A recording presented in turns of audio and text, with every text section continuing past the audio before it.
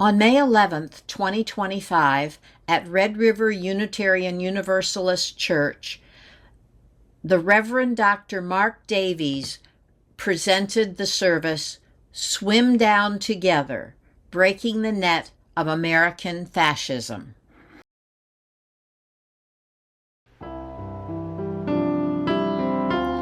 Welcome from Red River Unitarian Universalist. Thank you for joining us.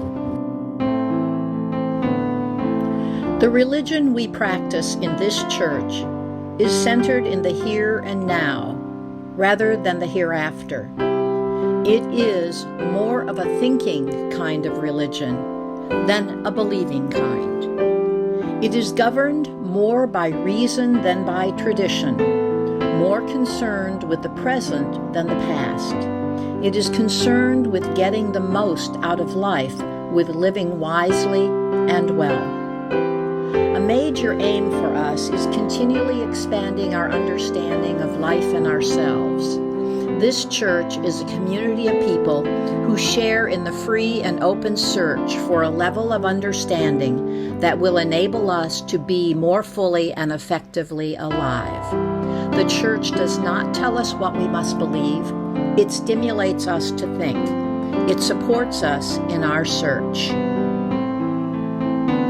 You are welcome to join us. Our centering value is love, with transformation, generosity, equity, interdependence, justice, and pluralism.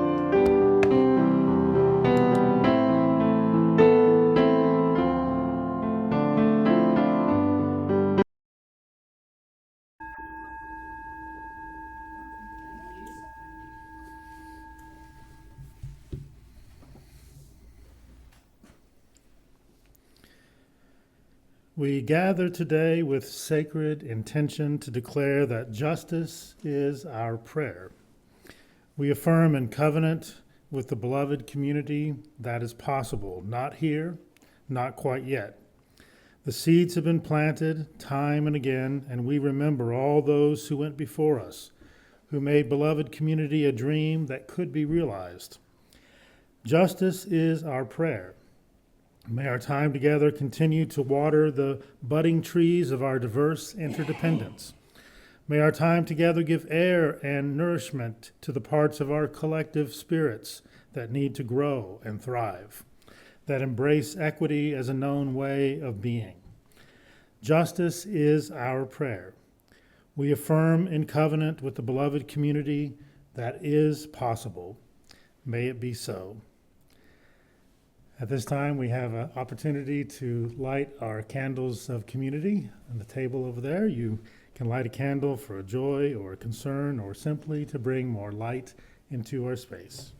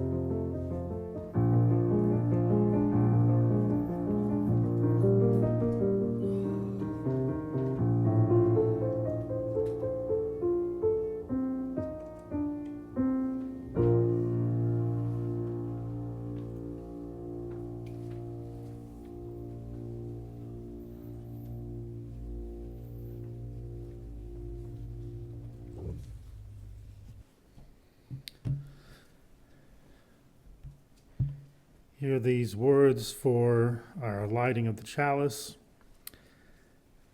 To be a Unitarian Universalist means we'll never be done with the work of telling the truth about oppression, the work of resisting any laws, policies, or practices that deny anyone their humanity, the work of stubbornly seeking out the spark of the divine in each other, no matter what, the work of creating heaven on earth.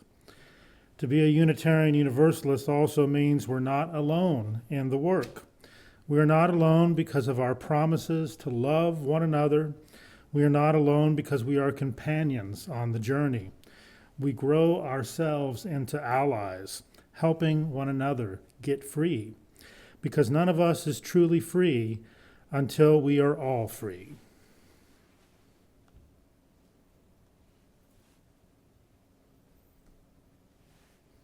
That light doesn't want to come on today. Pretend the light is on. The battery may be. I think it's wiggling. There we go. It's on. Our chalice is lit low today. Let's join together in our spoken affirmation. Love is the spirit of this church, and service is its law. This is our great covenant, to dwell together in peace, to seek truth and freedom, and to help one another. We light this peace candle to remind us of all the places in the world where there is no peace. Join me in the words now on the screen. Lead me from death to life, from falsehood to truth.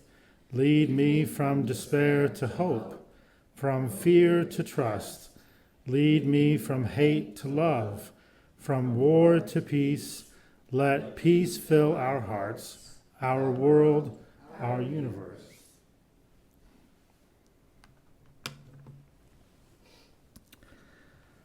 Our opening thought this morning comes from Robert F. Kennedy. No Jr., Robert F. Kennedy. From a day of affirmation, an address delivered at the University of Cape Town, South Africa, on June 6th, 1966. Few will have the greatness to bend history itself, but each of us can work to change a small portion of events. It is from numberless diverse acts of courage and belief that human history is shaped. Each time a person stands up for an ideal or acts to improve the lot of others or strikes out against injustice, they send forth a tiny ripple of hope, and crossing each other from a million different centers of energy, and daring those ripples build a current which can sweep down the mightiest walls of oppression and resistance.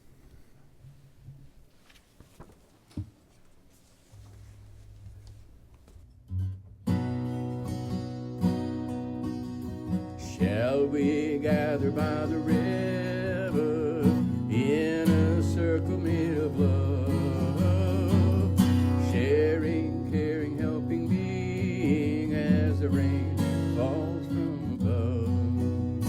Yes, we'll gather by the river, beautiful, beautiful river.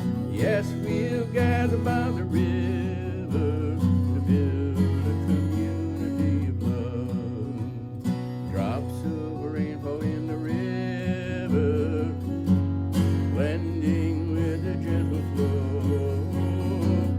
As we reach to touch each other, we can feel our spirits grow.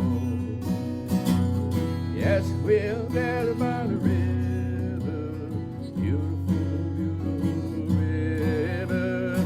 Gather with our friends by the river to build a fellowship of love. Storm and lightning on the river, storm and conflict test our love. Now there's strength in the river, understanding builds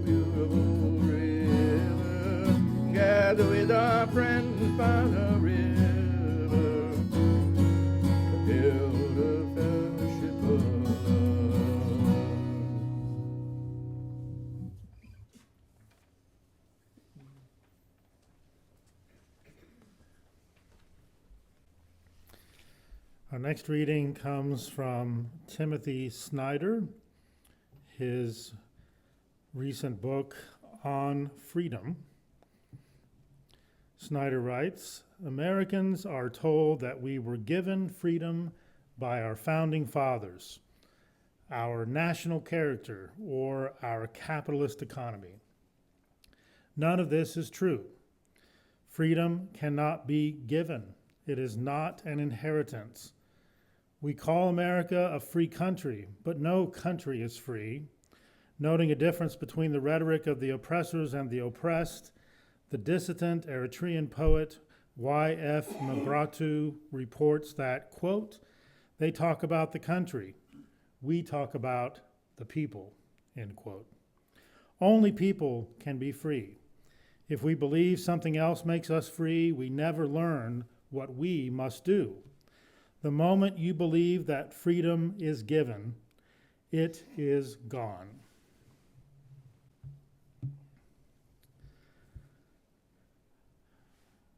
For our time of meditation this morning, we'll be hearing words from Jules Taylor, Love Looks Different.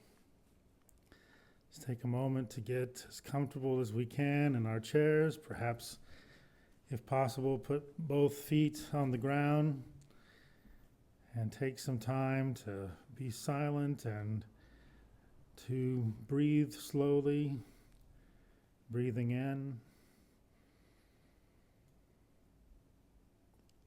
and out. Breathing in and out. In and out.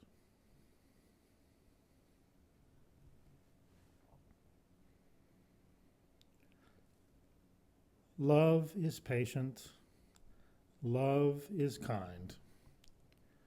It does not envy. It is not proud. Love bears all things.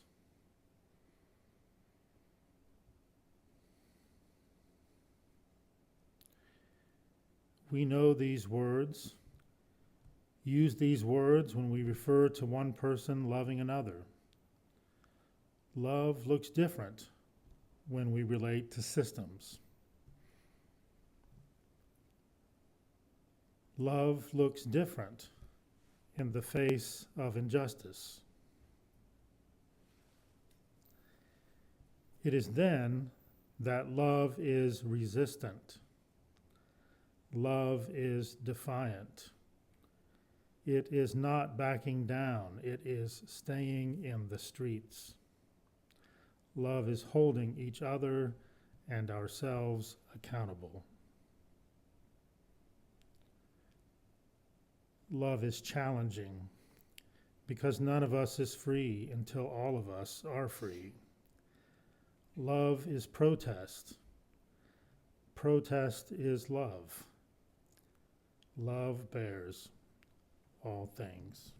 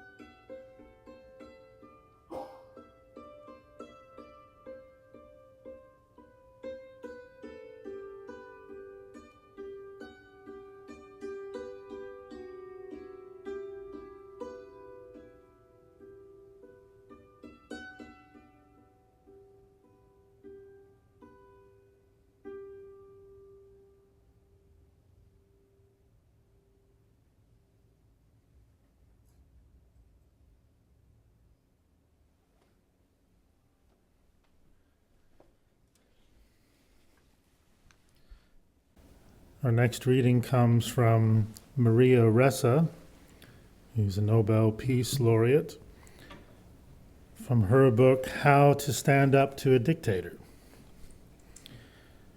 She writes, and some of this is narrative about her speaking to others, so that comes through in the writing.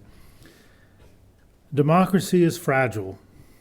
You have to fight for every bit, every law, every safeguard, every institution, every story. You must know how dangerous it is to suffer even the tiniest cut. This is why I say to us all, we must hold the line. Silence is complicity because silence is consent. What we're seeing is death by 1,000 cuts of our democracy, I continued, and I appeal to you to join me. I've always said that when I look back a decade from now, I want to make sure. My voice broke then, so I repeated the sentence. I want to make sure that I have done all I can. We will not duck. We will not hide. We will hold the line.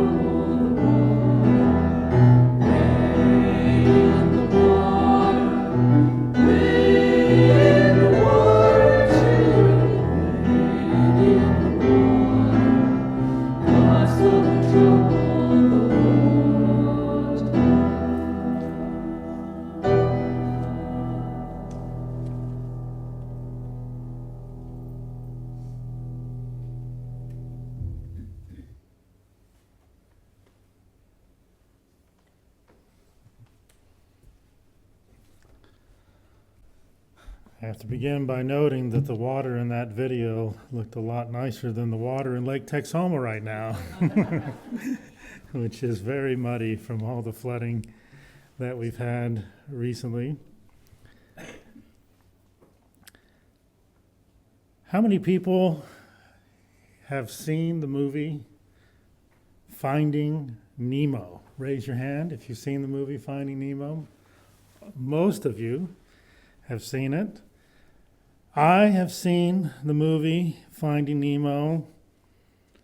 I have forgotten how many times I've seen the movie Finding Nemo because, you see, I am the father of 2 daughters who were born in the early 2000s, 2001 and 2003.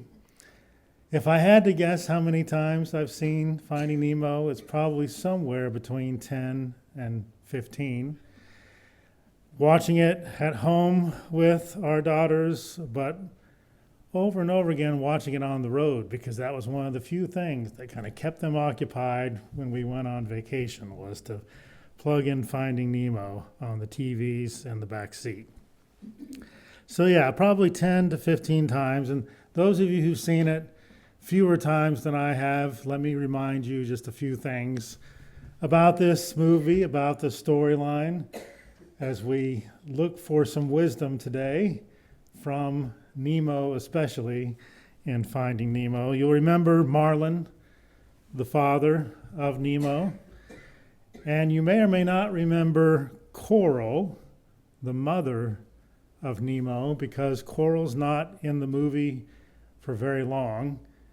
And if you're familiar with Disney movies, a lot of Disney movies are about persons who have lost their mother early in life. Maybe that's related to the fact that Walt Disney himself lost his mother early in life, and that seems to be a theme that is present in a number of Disney movies. And unfortunately for Nemo in this story, his mom loses her life early in the movie, is killed by a barracuda fish in the coral in which they live. So Nemo is without his mother, and Marlin becomes, understandably, an overprotective father, wanting to make sure that Nemo is kept safe. I didn't mention that Marlin and Coral and Nemo were a family of clownfish living in the coral, and there are some other key characters in the movie that you might remember.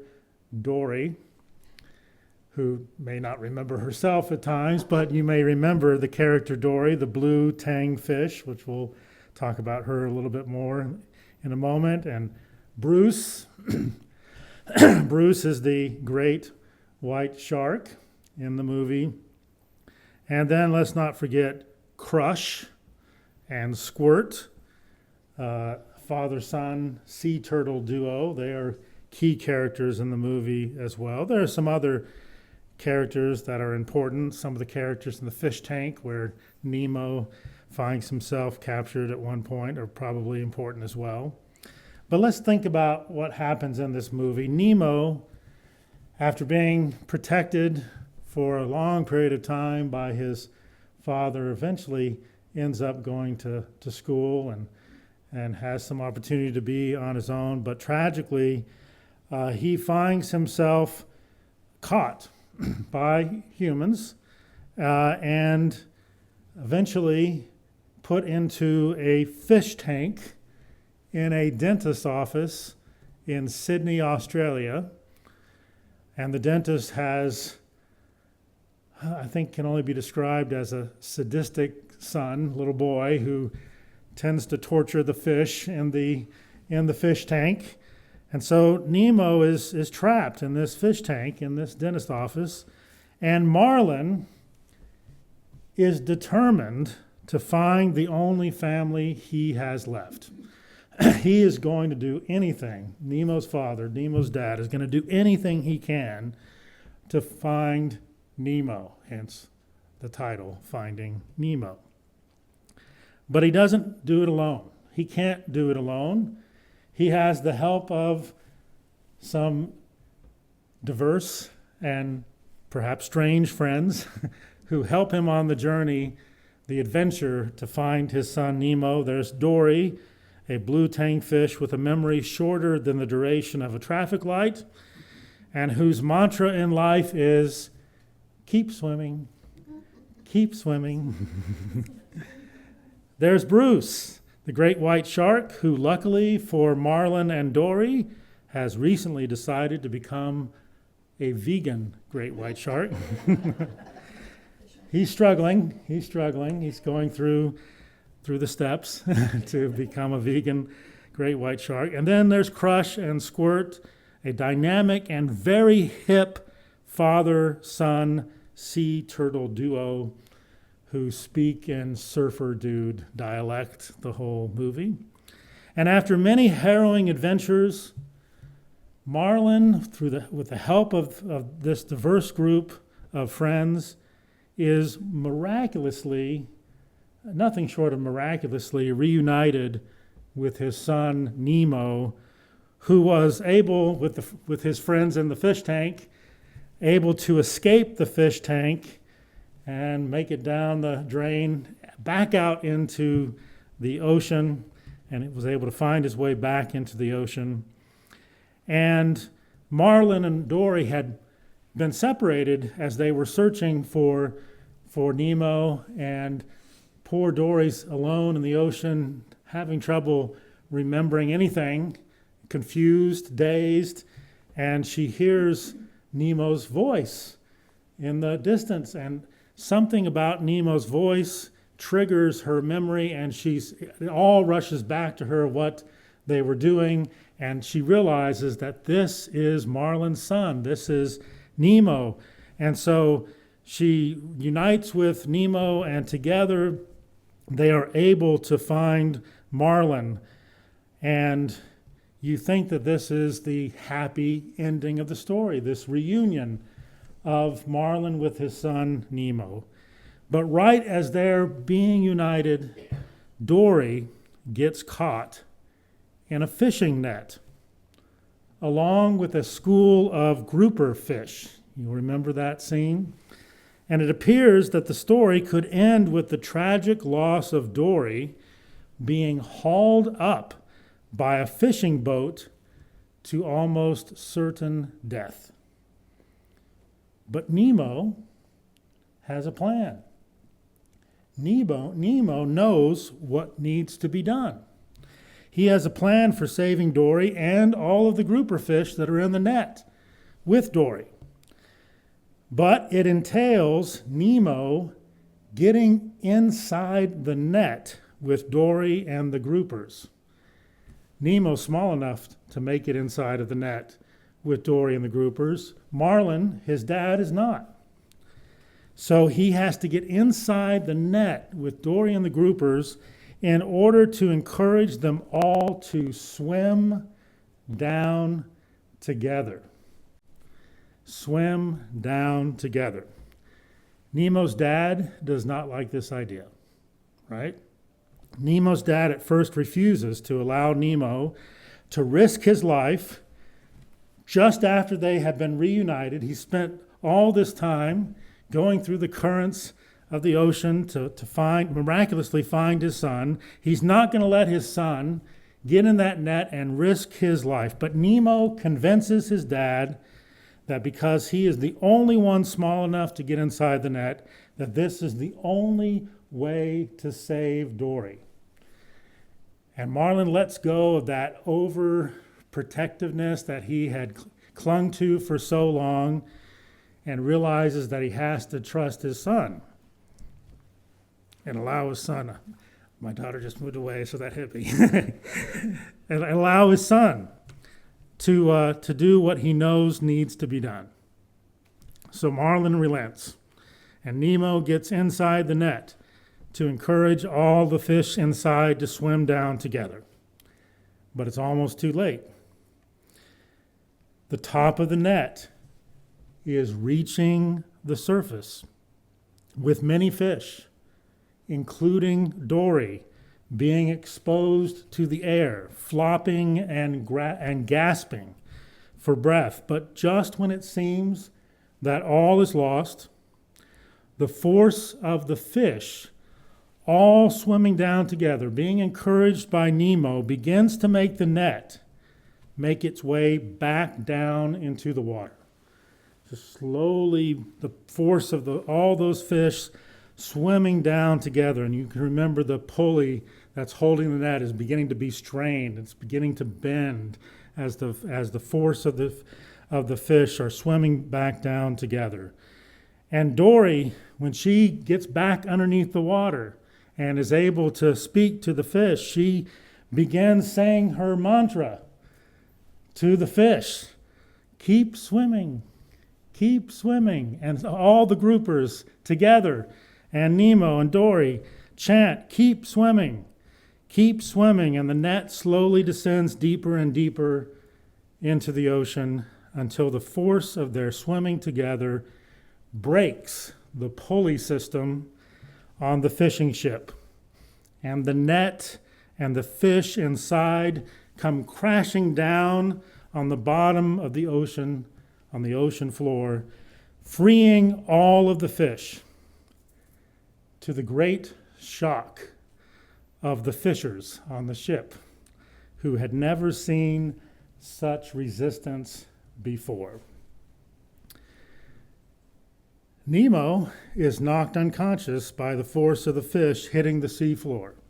And for a moment, When you're watching the movie for the first time, you wonder if Nemo is going to be the sacrificial fish, saving these other fish and Dory with his life, but he actually comes back to consciousness. He survives, and he and his dad and Dory have gained their freedom together, and they make their way back to the relative safety of the coral reef that is their home.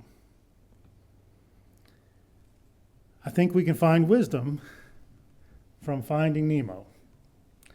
We can find wisdom on the importance of collaboration as we swim together to break a net that we are currently finding ourselves in, the net of fascism, and make our way to the open waters of freedom and beloved community once we break that net of fascism.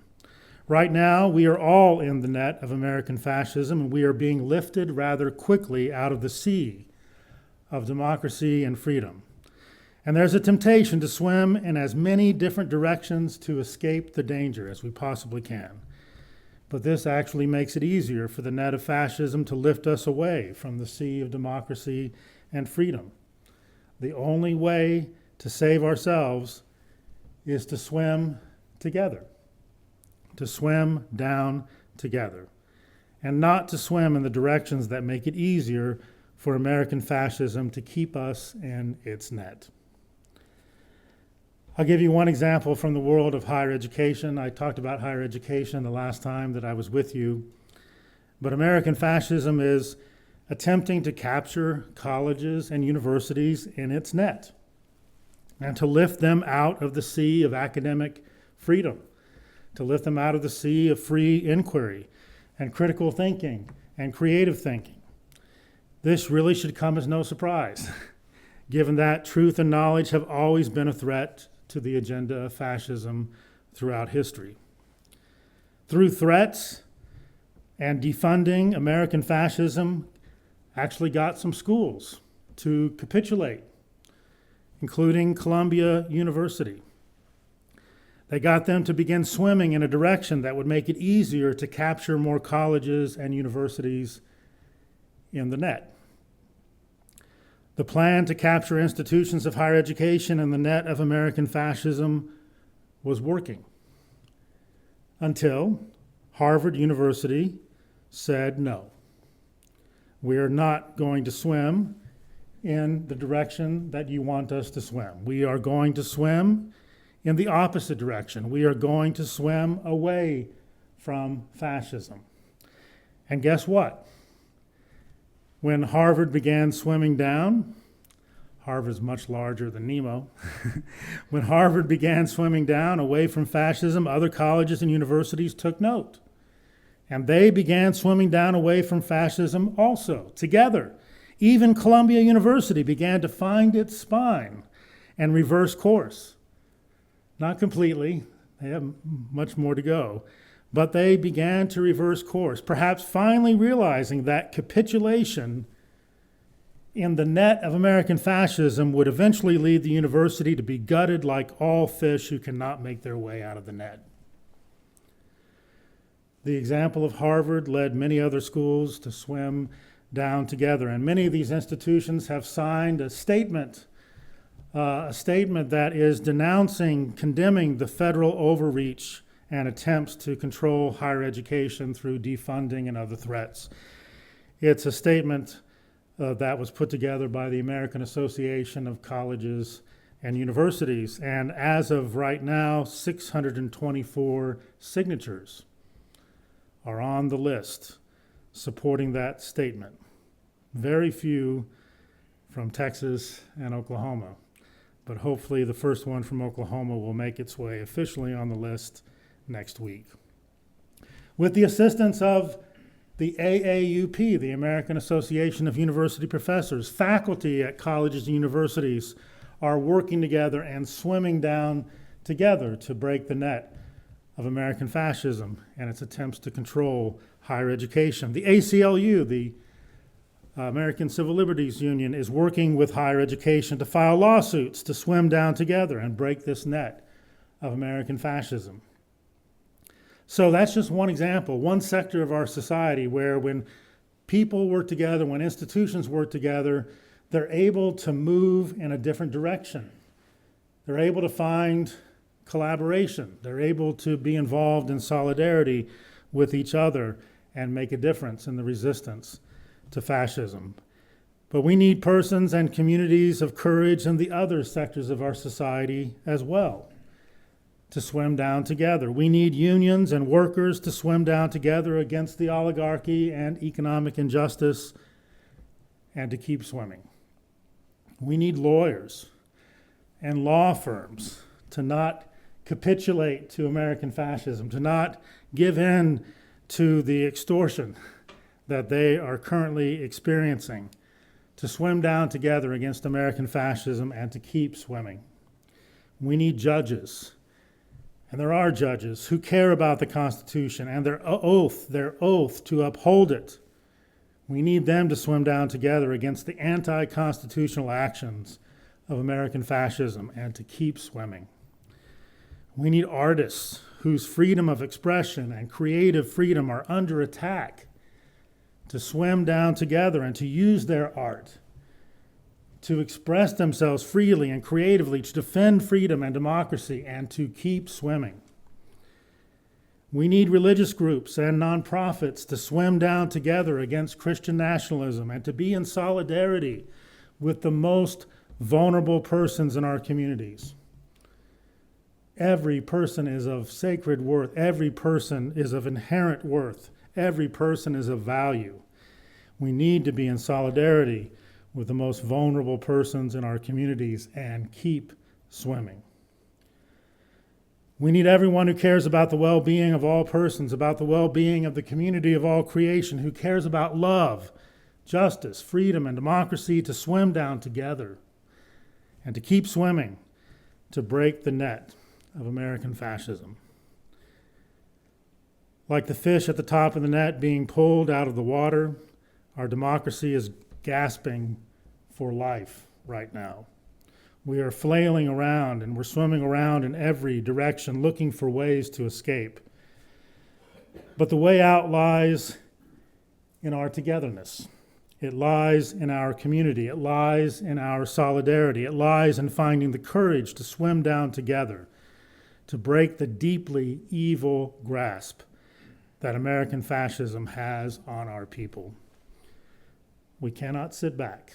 We cannot lie low. We cannot obey unjust laws. We cannot obey in advance. We cannot be silent, because silence in the face of evil is complicity. We must draw the line, hold the line, collaborate with each other for the sake of a freedom that is not simply the absence of evil, but the presence of good. We must keep swimming in the opposite direction of hate and fear and swim towards the love and justice of beloved community. Keep swimming. Keep swimming. At this time, we have an opportunity for giving. You may give at the table, and there's also opportunities to give online.